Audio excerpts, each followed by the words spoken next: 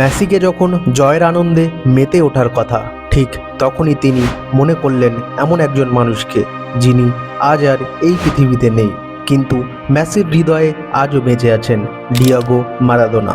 Match শেষে Lionel মেসির একটি বক্তব্য ছুঁয়ে গেছে কোটি কোটি ফুটবল ভক্তের হৃদয়।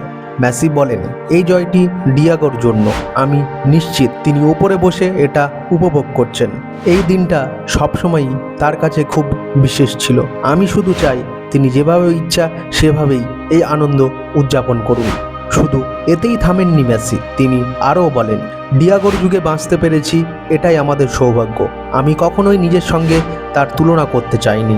আমি জানি তিনি আমাকে ভালোবাসতেন, তাই আমাদের একসঙ্গে কাটানো সুন্দর মুহূর্তগুলোই আমি সারা জীবন মনে রাখতে চাই।